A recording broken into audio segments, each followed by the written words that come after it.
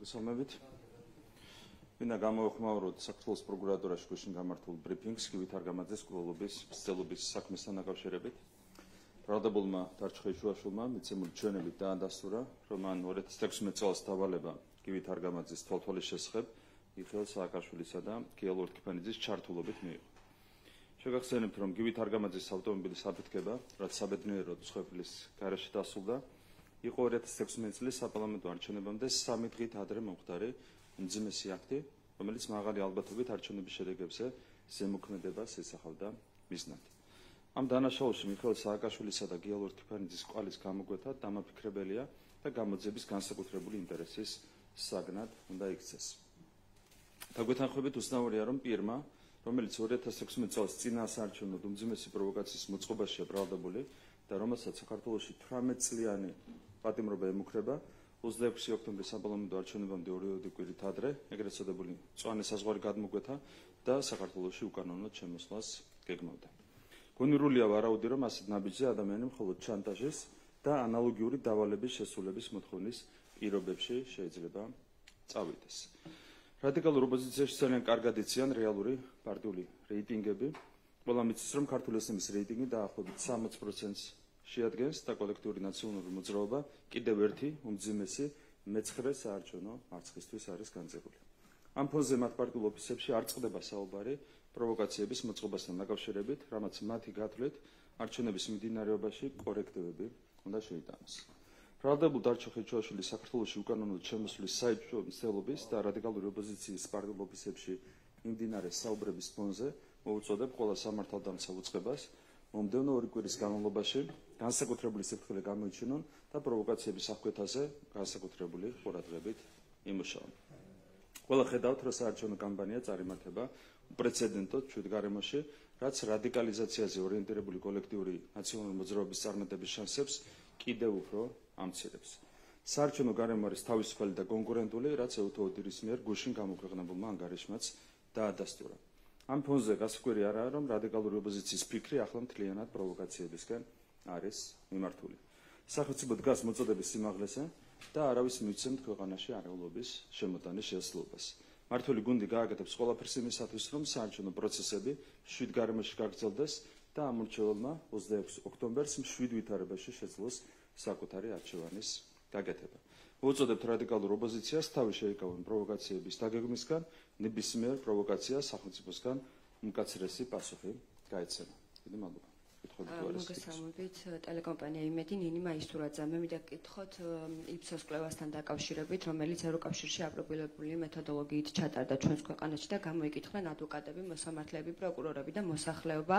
ეს იკვლევს მართლმსაჯულებას და ზოგადად სასამართლო სისტემას და დადგინდა კვლევით, რომ 61% ფიქრობს, რომ მართლმსაჯულების სისტემა არის ძალიანად მეტწილად კარგი. რას გეუბნებათ თქვენ ეს მონაცემები და ზოგადად რამდენად მნიშვნელოვანია წინა საარჩევნო მსგავსი შეფასება, როდესაც თქვენი ოპონენტები ყოველთვის დემოკრატიის უკუსლოზე საუბრობენ ამ მიმართულებით. თქვენ მოგეხსენებათ, რომ 2012 წლის შემდეგ ჩვენ ქვეყანას აქვს ფუნდამენტური პროგრესი ყველა მიმართულებით, მათ შორის ეს ეხება პირველ რიგში დემოკრატიას, სამართლის უზენაესობას და ეს ეხება ასევე კონკრეტულად სასამართლო ხელისუფლებას. თქვენ გახსოვთ, რა ვითარება იყო სასამართლო სისტემაში 2012 წლამდე, თავიდან ბოლომდე სააკაშვილი ადიეშვილის სისტემას ექვემდებარებოდა სასამართლო ხელისუფლება და სასამართლო გამოიყენებოდა როგორც ერთ-ერთი რგოლი იმ რეპრესიულ მანქანაში, რომელიც ძალიან მძიმედ ზემოქმედებდა, ბილად რომ ვთქვათ, ადამიანებზე ამ ქვეყანაში. 2012 წლის შემდეგ რადიკალურად და ფუნდამენტურად შეიცვალა ვითარება სასამართლო სისტემაში, რასაც სტატისტიკაც მოწმობს, რამდენჯერმე არის გაუმჯობესებული სტატისტიკა სისხლის სამართლის საქმეებზე, სამოქალაქო საქმეებზე, ადმინისტრაციულ საქმეებზე, ასევე რამდენჯერმე არის შემცირებული სტრასბურგში გაგზავნილი სარჩელების რაოდენობა, ხო, რაც შეიძლება უკავშირდებოდეს სასამართლო ხელისუფლებას, მიუხედავად იმისა, რომ ზოგადად საზოგადოებაში ცოდნა, სამართლებრივი ცოდნა გაიზარდა მთლიან წლების განმავლობაში. ყველა ეს მაჩვენებელი ადასტურებს იმას, რომ სასამართლოში ჩვენ გვაქვს არა მხოლოდ ფუნდამენტური პროგრესი, არამედ აღმოფხრილია ყველა სისტემური პრობლემა, ან ყველა მეტნაკლებად, ასე ვთქვათ, მასშტაბური პრობლემა, რაც შეიძლება ზოგადად ამათი ქვეყანაში სასამართლოში არსებობდეს. ამ ფონზე ჩვენი ოპონენტების და მათი მფარველების უცხოელი პატრონების ცდილობა, რომ ცვლილებები შეიტანონ სასამართლო სისტემაში, თავიდან ბოლომდე არის ორიენტირებული ერთადერთ ამოცანაზე, ეს არის ის, რომ მათ სურთ რამენაერად აღადგინონ თუნდაც მცირე დოზით ნაცმოძრაობის, კოლექტიური ნაცმოძრაობის კონტროლი სასამართლო ხელისუფლებაზე, რასაც ჩვენ, რა თქმა უნდა, ვერ დავუშვებთ. 19 აპრილის შეთანხმების ერთ-ერთი მთავარი ხაზი იყო სწორედ ეს, სამიდან ერთ-ერთი მთავარი ამოცანა იყო ის, რომ კოლექტიურ ნაცმოძრაობას გარკვეული დოზით მაინც აღედგინა კონტროლი სასამართლოზე, თუმცა საბედნიეროდ პროცესების სხვა მიმართულებიც არემართა და სასამართლო ხელისუფლებამ შეინარჩუნა დამოუკიდებლობა. ჩვენ ხშირად ვთხოვთ ხოლმე ჩვენს ოპონენტებს წარმოადგინონ კონკრეტული შემთხვევები, кейსები, სადაც სასამართლომ უსამართლოდ გადაწყვეტა საქმე. ვერც ერთ ასეთ შემთხვევას ვერ გვიჩვენებენ. უფრო მეტიც, თქვენ გახსოვთ, რომ იყო რამდენიმე პოლიტიზებული საქმე, ოპოზიციის მხრიდან პოლიტიზებული საქმე, ეს იყო იგივე მელიას საქმე, ეს იყო უგულავას საქმე, ეს იყო რუსთავიორის საქმე და ეს შემდეგ ყოველ კონკრეტულ შემთხვევაში, ყოველ ჯერზე სტრასბურგის სასამართლომ დაადასტურა, რომ ქართული მართლმსაჯულების გადაწყვეტილებები იყო აბსოლუტურად სამართლიანი. ასეთ ფონზე კამპანიები თავიდან ბოლომდე ემსახურება პოლიტიკურ მიზანს. ის ფაქტი, რომ საზოგადოება ინდობა სასამართლო ხელისუფლებას და ევროპის მასშტაბით გვაქვს ერთ-ერთი საუკეთესო მაჩვენებელი სასამართლოს მიმართობის კუთხით, კიდევ ერთხელ ადასტურებს იმას, რომ ჩვენ გვაქვს ფუნდამენტური პროგრესი და ჩვენ აღმოფხვრილი გვაქვს სისტემური პრობლემები სასამართლო ხელისუფლებაში.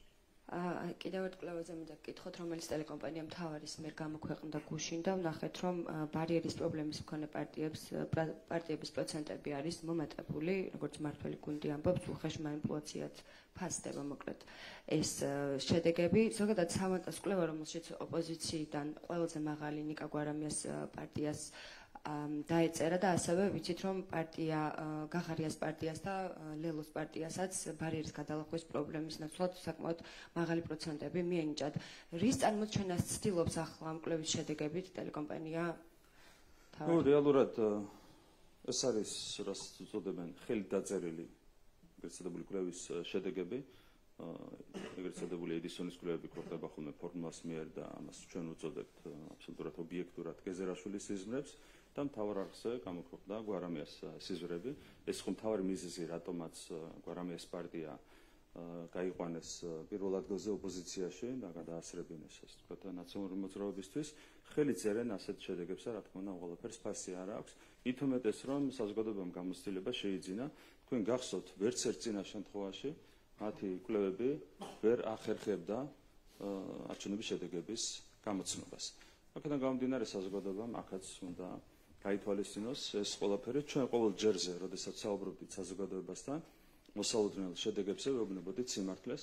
მე შეგახსენებთ ჩემს განცხადებებს 2016 წელს საუბრობდი იმაზე, რომ ველოდებოდით ყოველ მეორე ხმას, რაც ნიშნავს დაახლოებით 50%-ს და რეალურად მაშინ ქართულმა ოცნებამ აიღო 52,2%.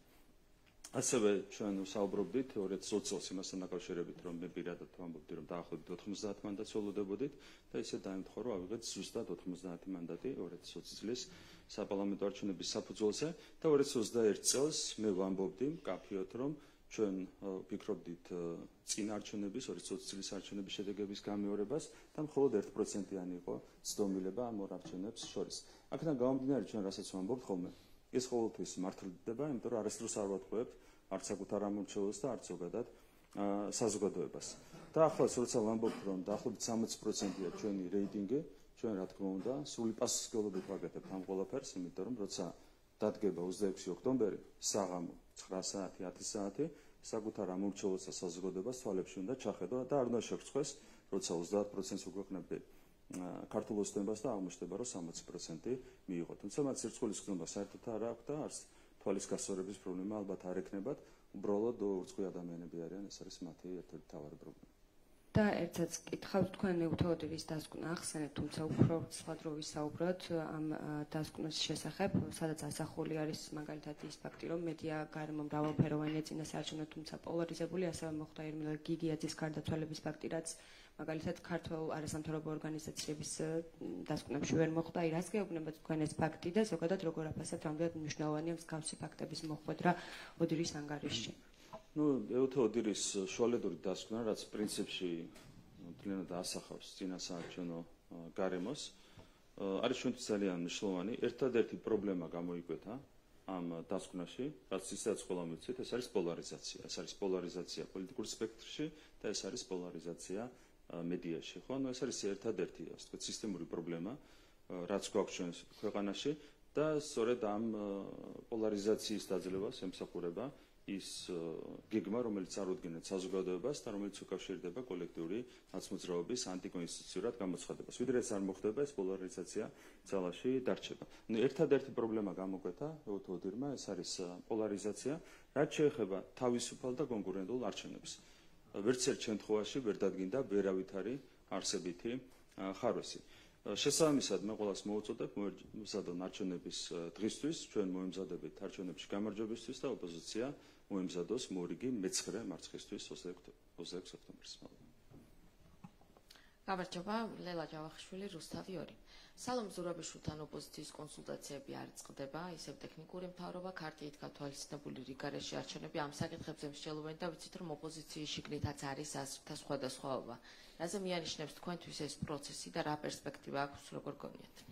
ამ ადამიანებს ყავთ ერთი პატრონი, სალომე ზურაბიშვილი არის ერთ-ერთი პატარა რგოლი იმ პოლიტიკურ ძალაში, რასაც ქვია კოლექტიური ნაცმოძრაობა. ერთი ფაქტორია მნიშვნელოვანი, რა თქმა უნდა, მის ჩართულობას ვერავითარი გავლენა ვერ ექნება საბოლოო ჯამში არჩევნების შედეგებზე, მაგრამ აუცილებლად საერთაშორისო დამკვირვებლებმა ყურადღება უნდა მიაქციონონ ფაქტს, რომ სალომე ზურაბიშვილის ჩართულობა წინასაარჩევნო პროცესებში, კონკრეტული პოლიტიკური ძალის სასარგებლოდ, კოლექტიური ნაცმოძრაობის სასარგებლოდ, პირდაპირ და უხეშად ეწინააღმდეგება დემოკრატიული არჩევნების პრინციპებს. ჩვენი კონსტიტუციის თანახმად საპარლამენტო სისტემაშიც ზოგადად პრეზიდენტი უნდა იყოს ზეპარტიული, არის არაერთი დასკვნა, ოდირის დასკვნა, სადაც გაკრიტიკებულია პრეზიდენტის ჩართულობა საარჩევნო პროცესებში კონკრეტული პოლიტიკური ძალების სასარგებლოდ. სხვა ქვეყნების მაგალითებზე მაქვს საუბარი. ძალიან მნიშვნელოვანი იქნება თუ ამაზეც გამახვილდება ყურადღება, მით უმეტეს რომ სალომე ზურაბიშვილმა დაანონსა 26 ოქტომბერს რადიკალური ოპოზიციის კოლექტიური ნაცმოძრაობის საარჩევნო შტაბის გახსნა საქართველოს პრეზიდენტის ოფისში.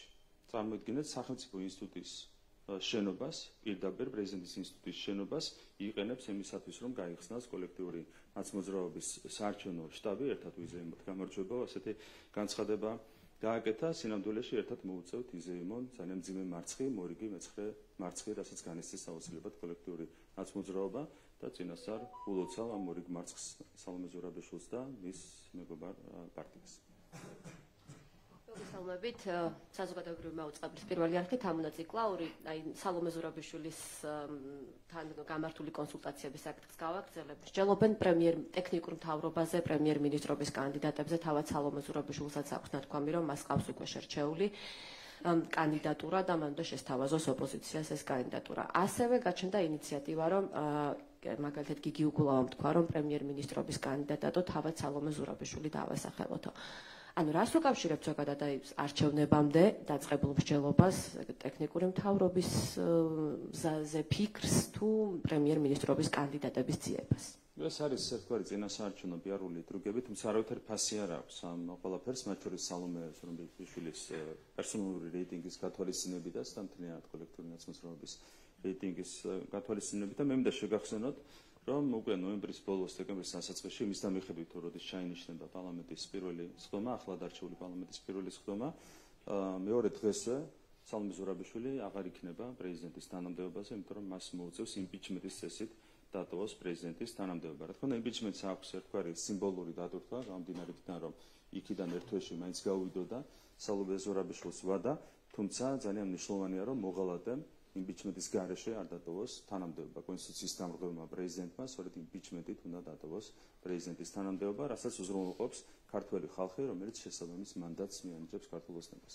ასევე მინდა გითხოთ თქვენი ბრიფინგის თემასთან დაკავშირებითაც ახსენეთ გივი თარგამაძის საქმის მონაწილე დარჩო ხეჩუაშვილის საკითხის შემოსვლა და შესაძლო პროვოკაციები.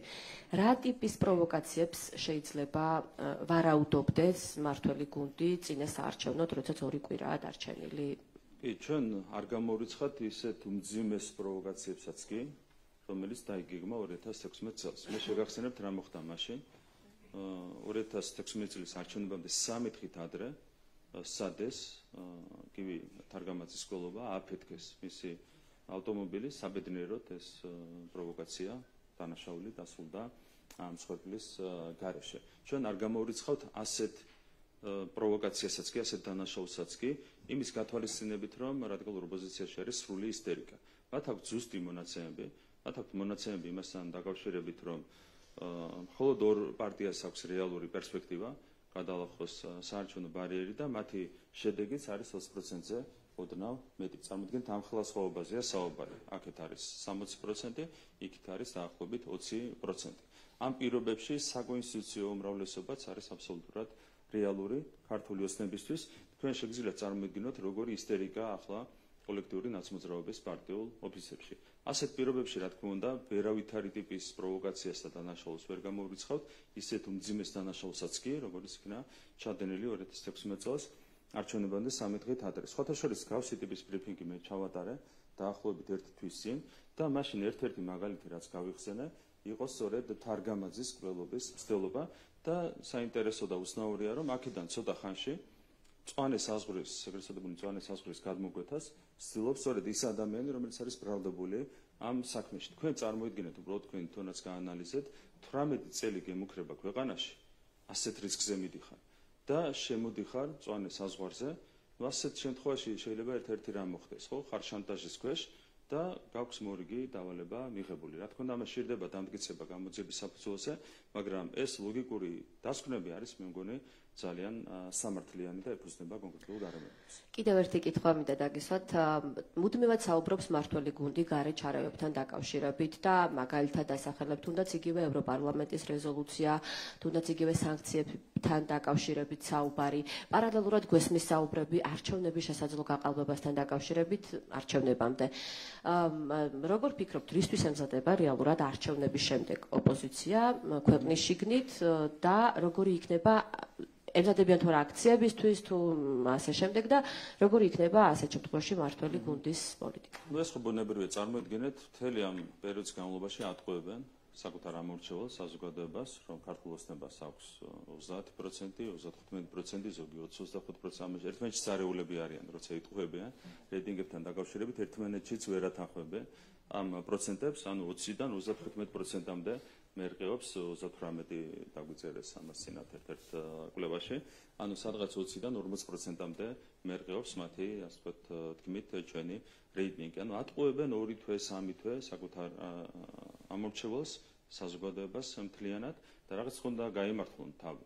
ერთ-ერთი ეს არის ის, რომ მათ უნდა დაიწყონ საუბარი არჩევნების გაყალბებასთან დაკავშირებით. სინამდვილეში ოდირმა დაადასტურა ის, რასაც ყველა ვხედავთ.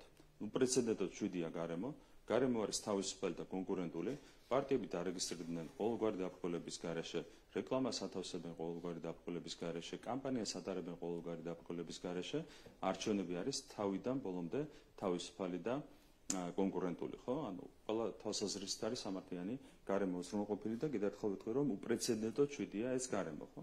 ასეთ პირობებში, რა თქმა უნდა, ხელმოსაჭიდიც არაფერი აქვს. მათ შორის არჩევნების დღეს პირველად ჩატარდება ჩვენს ისტორიაში ელექტრონული წესით არჩევნები, რაც საერთოდ ადამიანურ შესტუმებსაც კი გამორიცხავს. ასეთ ფონზე, რა თქმა უნდა, არაფერი იქნებათ სათქმელი, თუმცა როცა ატყუებდი საკუთარ ამორჩეულს, რომ 20 თუ 40% ქონდა ქართულ ოცნებას და უცხოდ აღმოჩნდება, რომ 60% ქონია, იქ უნდა გახვიდე, რა თქმა უნდა, ქუჩაში, მით უმეტეს, რომ ხარ ესეთი უსინდისო და უპრინციპო პოლიტიკური ძალა, როგორც არის კოლექტიური ნაცმოძრაობა. ხო, თქვენ იცით, ეს ადამიანები 4 პარტიაა, ხო? ეს არის სააკაშვილის პარტია, ეს არის გვარამიას პარტია, ეს არის ხაზარაძის პარტია და ეს არის გახარიას პარტია. არც ერთ ამ ადამიანს არ აქვს ელემენტარულად შუბლის ზარღვი. აქედან გამომდინარე, მათი მხრიდან ქუჩაში გასვლა არის აბსოლუტურად ლეგიტიმური მოლოდინი. რაც შეეხება გარეთ ჩარევას, ამას ყველა ვხედავთ, ხო? არის ერთგვარი მცდელობა, რომ ქართველი ამორჩეულის ნებაზი გარედან მოახდინონ ზეგავლენა. რადიკალური ოპოზიცია ქვეყნის შიგნით ვერ ატარებს არჩევნებს. ხალხთან ვერ გადიან ელემენტარულად. თქვენ რომ ნახოთ სოფლებში, ქალაქების უბნებში და ეს შემდეგ საერთოდ კამპანიას ისინი არ ატარებენ, აქა-იქ აქვთ ხოლმე გარკვეული რაღაც კამპანიური ღონისძიებები, ისიც მაქსიმუმ მუნიციპალური ცენტრის დონეზე. მათ არ აქვს სასაუბრო არაფერი ხალხთან. არც იმასთან დაკავშირებით თუ რა დანაშაულები აქვს ჩადენილი 9 წლის მანძილზე, არც იმაზე თუ რა საკეთებდნენ, როგორ არყევდნენ ამ ქვეყანას, ცდილობდნენ შეერყიათ 12 წლის განმავლობაში და არც მომავალზე არაფერი არ აქვს სალაბარაკო. ხო, აქედან გამომდინარე, შიგნით ქვეყნის შიგნით ისინი ვერ ატარებენ კამპანიას და მათი საარჩევნო კამპანია წარმოებს თავიდან ბოლომდე გარედან. ეს მათ უსუსურობაზე მეტყველებს და ასეთ ფონზე, რა თქმა უნდა, საზოგადოებას არ უნდა გაუგვირდეს ის, რომ რადიკალური ოპოზიცია მთელი კოლექტიური ნაცმოძრაობა, რომელიც გადალახავს პარიეს, ჯამში მიიღებს დაახლოებით 20%-ს. ეს არის, რა თქმა უნდა, მათი უსუსურობის და მათი წარსული დანაშაულების შედეგი და მათი დღევანდელი სახის შედეგი. თუ არის საკითხები? კითხვა ისე ტელეკომპანია ფორმულა საუბრობ ლაბაძე. თქვენ საუბრობდით ეუთოოდირის ანგარიშის შესახებ და თქვით, რომ ამ ანგარიშში ერთადერთი პრობლემა არის აღნიშნული პოლარიზაცია, მაშინ როცა ამ ანგარიშში სადამკვირვებლო მისია აღრიცხავს ყველა იმ პრეტენზიას, რომელსაც გამოთქვამს ამ საარჩევნო პროცესში ჩართული ნებისმიერი ჯგუფი. და მიუხედავად იმისა, რომ აღრიცხა ყველა ეს პრეტენზია, მაინც არ მოხდა ამ ანგარიში, რამდენადაც ჩემთვის არის ცნობილი, თქვენი მთავარი მტკიცება წინა საარჩევნო პერიოდში, რასაც ვისმენთ თქვენგან იმის შესახებ, რომ გარე ძალები ერევიან საქართველოს არჩევნებში ოპოზიციის სასარგებლოდ. ნიშნავს თუ არა ეს იმას, რომ მეტისმეტად უსაფუძვლოდ მიიჩნევს სადამკვირვებლო მისია თქვენს ამ ბრალდებას გარე ძალების და ოპოზიციის მისამართით, რომ პარტნიორები ერევიან არჩევნებში და ერევიან ოპოზიციის სასარგებლოდ. არჩევნებამდე 2-3 კვირით ადრე, როცა მიდის საუბარი სანქციებზე, როცა ევროპარლამენტი იღებს რეზოლუციას, როცა ბუნდესტაგი იღებს რეზოლუციას, როდესაც გამოდის პირდაპირ ბუნდესტაგის ერთ-ერთი არეული წევრი მიხაილ როდი და პირდაპირ ბუნდესტაგის შენობიდან ატარებს საარჩევნო კამპანიას, ხო? ეს ხო ფაქტებია. რა შუაში აქვს უსაფუძვლობა? სად არის აქ უსაფუძვლობა? ყველაფერს აქვს თავისი მყარი საფუძველი. რატომ ვერ მოხდა მაშინ ეს ეუთოოდირის ანგარიში, სადაც კიდევ ერთხელ ვიმეორებ, რომ მოხდა ყველა ის პრეტენზია, რომელიც არჩევნებში ჩართულმა ჯგუფებმა გამოთქვეს. თქვენ იდარდეთ იმაზე, რომ ეუთოოდირმა პოლარიზაციის გარდა ვერც ერთი არსებითი პრობლემა ვერ დაინახა საარჩევნო გარემოში, მაგაზე იდარდეთ. კიდევ ერთხელ აღნიშნავ, რომ ეუთოოდირმა ბევრ სხვა პრობლემაზეც მიუთითა, რასაც წარმოადგენენ პროცესში ჩართული ჯგუფები, ოპოზიცია თუ არასამთავრობო სექტორი, მაგრამ არაფერი თქვა თქვენს მთავარ პრეტენზიაზე პარტნიორების მისამართით. თავაზუსტოთ. ამან ეს მითხრა, იმან ეს მითხრა, ეს არ არის პრობლემის იდენტიფიცირება. ერთადერთი პრობლემა, რაც აქვს იდენტიფიცირებული ეუთოოდირს, ეს არის პოლარიზაცია. ერთადერთი პრობლემა, რაც აქვს იდენტიფიცირებული, ეს არ არის კონკურენტული არჩევნების კუთხით პრობლემები, ეს არ არის სამართლიანი და თავისუფალი არჩევნების კუთხით პრობლემები. ერთადერთი პრობლემა, რაც აქვს ეუთოოდირს იდენტიფიცირებული, ეს არის პოლარიზაცია. დანარჩენი არის უბრალოდ ჭორაობა, რისი ციტირება ევალება ეუთოოდირის ნებისმიერ ქვეყანაში. ციტირებას კი საჭირო არ მიიჩნია თქვენი ამ პრეტენზიის, ამას გეკითხებით, რომ რა იხსნება ეს ბატონო. როცა მართული ბუდის მთავარი მტკიცება ვერ ხდება სადამკვირვებლო მისიის ანგარიში. თქვენ სხვა ინსტიტუციის მტკიცება ან ჩანაწერი, ხო? როდესაც მიხაილ როდი არეული ადამიანი გერმანიის ბუნდესტაგიდან, ბუნდესტაგის შენობიდან ატარებს კამპანიას რადიკალური ოპოზიციისთვის, კოლექტიური ნაცმოძრაობისთვის. აქ რა შეგჭირდებათ ეუთოოდირი? დავამთავრეთ. არა, კითხვა მაქვს კიდევ ეუთოოდირთან დაკავშირებული. თქვენ ძირითადად იწონებთ მაინც ამ ანგარიშს თუ სწორად მესმის? მოწონებაზე კი არ არის საუბარი. აქ საუბარია იმაზე, რომ ეუთოოდირს აქვს იდენტიფიცირებული ერთადერთი პრობლემა, ეს არის პოლარიზაცია, რაც ყველამ ვიცით. რაც შეეხება თავისუფალ და კონკურენტულ არჩევნებს, ამ კუთხით ეუთოოდირმა პრობლემები ვერ დაინახა. და რა იქნება იმ შემთხვევაში, თუ ეუთოოდირის საბოლოო დასკვნა იქნება გაცილებით კრიტიკული შინაარსის მმართველი პარტიის მისამართით, თქვენ შეგიძლიათ თქვათ, რომ ამ სადამკვირვებლო მისიას უპირობოდ ენდობით, თუ ეს დამოკიდებული იქნება იმ კრიტიკის შინაარსზე, რასაც მათგან მოისმენთ. ნახეთ, თუ რაღაცის იდენტიფიცირება არ მოხდა 2 კვირით ადრე და რაღაცას ჩაწერენ 2 კვირაში, რა თქმა უნდა, ამას ფასი ვერ ექნება. თუ რაიმე პრეტენზია შეიძლება ყოფილიყო წინა საარჩევნო გარემოსთან დაკავშირებით, ეს პრეტენზია უნდა ყოფილიყო ასახული უკვე შუალედურ არჩევნებში. თუ ეს შეიცვალა რაიმე არსებითი ფორმით, გამოდის, რომ ვიღაცამ ზემოქმედება მოახდინა ეუთოოდირზე, რაც მე არ მგონია, რომ ასე მოხდეს. ეუთოოდირს დავამატებ, თუ შეიძლება მოგესალმებით, ასევე საუბარია იმაზე ამ დასკვნაში, რომ ამ მრჩეველზე სიძოლის ფაქტებზეც იყო საუბარი და ისიც არის ჭორაობაზე იყო საუბარი, რომ ვიღაცებმა მიაწოდეს ინფორმაცია. რაც შეეხება პრობლემას, მოდით აქ გავარჩიოთ ერთი რამ. არის პრობლემის იდენტიფიცირება და ეუთოოდირს აქვს იდენტიფიცირებული ერთადერთი პრობლემა პოლარიზაცია, რაც ყველამ ვიცით. დანარჩენი არის ძალიანად ჭორაობა. ანუ ეუთოოდირს რა ინფორმაცია მიაწოდეს, ამის ასახვა ევალება ეუთოოდირს საკუთარ დასკვნაში და ყოველ კონკრეტულ შემთხვევაში, როცა საუბარია ზეწოლას და ეს შემდეგ, იქ არის საუბარი იმ ჭორებზე, რომლებიც მიუტანეს ეუთოოდირს რადიკალური ოპოზიციიდან. ამიტომ აქ არ არის პრობლემის იდენტიფიცირებაზე საუბარი, კიდევ ერთხელ გამიმერებ. ერთადერთი იდენტიფიცირებული პრობლემა არის პოლარიზაცია, რაც ისედაც ყველამ ვიცით. ასევე იმაზეც იყო საუბარი,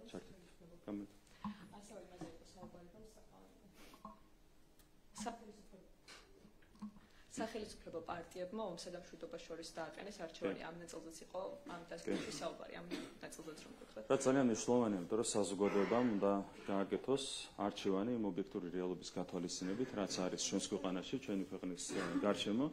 მე კიდევ ერთხელ შემიძლია გავიმეორო ის, რაც არაერთხელ გვითქვამს, თეორიულად რომ დავუშვათ ჩვენ რადიკალური ოპოზიციის გამარჯვება, პიარულადაც კი არ შეფუთავენ, ერთ კვირაში გააჩაღებენ ომს ამ ქვეყანაში. აი არჩევანი საპარლამენტო პირველი სხდომიდან ერთ კვირაში გააჩაღებენ ომს ყოველგვარი პიარული შეფუთვის გარეშე.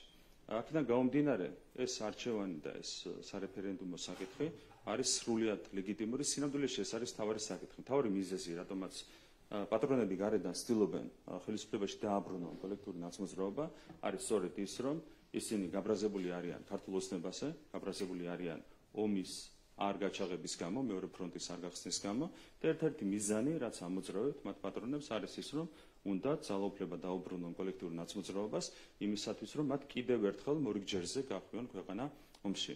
ამიტომ ეს სარეფერენდუმო საკითხი ომთან და მშვიდობასთან დაკავშირებით არის თავარი საკითხი, რაც უნდა გადაწყდეს სწორედ 26 ოქტომბრის არჩევნებში. თუ შეიძლება გკითხავთ ერთ კითხვას, მეც გავაგრძელებოთ. რატომ გაჩერდა ევროკომისიის მიერ ინიცირებული უცხოური გავლენების შესახებ კანონ პროექტის მიღების პროცესი? ამგვარად ანუ რას ადასტურებს თქვენთვის ეს ფაქტი? კარგავდა თუ არა ამით ევროსტრუქტურა საქართველოს კრიტიკაზე ასე ვთქვათ გავლენას და რას ნიშნავს თქვენთვის ეს ფაქტი? კიდევ ერთხელ ხომ არ არის იმის დასტური, რომ ამ კანონში რეალურად არაფერი არის გასაკრიტიკებელი? რა თქმა უნდა, ეს ღიმილის მომგვრელიც არის, ტრაგიკული რომ არ იყოს. წარმოიდგინეთ, რომ ევროკავშირმა დაინიცირა კანონ პროექტი გამჭირვალობის შესახებ, მიაჩნდა და დღესაც მიაჩნია, რომ ეს კანონი არის მნიშვნელოვანი, ანუ NGO-ების გამჭირვალობა ევროკავშირშიც არის მნიშვნელოვანი და გააჩერა ამ კანონის განხილვა ერთ-ერთი მიზეზით, რომ მერე ვეღარ მოთხოვენ საქართველოს ამ კანონთან დაკავშირებით განსხვავებული გადაწყვეტილების მიღებას. აი სად არის წარმოიდგინეთ ევროკავშირის კონკრეტული სტრუქტურა, ამ მძიმე მდგომარეობა და ამ მძიმე მდგომარეობას აქვს ერთ-ერთი მიზეზი, ეს არის სწორედ ის გარე გავლენები, რასაც ჩვენ ვსაუბრობთ. სხვანაირად ამ კანონის განხილვა ევროკავშირში არ გაჩერდებოდა, თუმცა ევროკავშირის სტრუქტურები სამწუხაროდ არ არის სრულად დამოუკიდებელი, არის არსებითი გავლენა იმ ძალების მხრიდან, რასაც ჩვენ უწოდებთ გლობალურ ომის პარტიას და ასეთ პირობებში მათ უწევთ აბსოლუტურად არათანმიმდევრული გადაწყვეტილებების მიღება.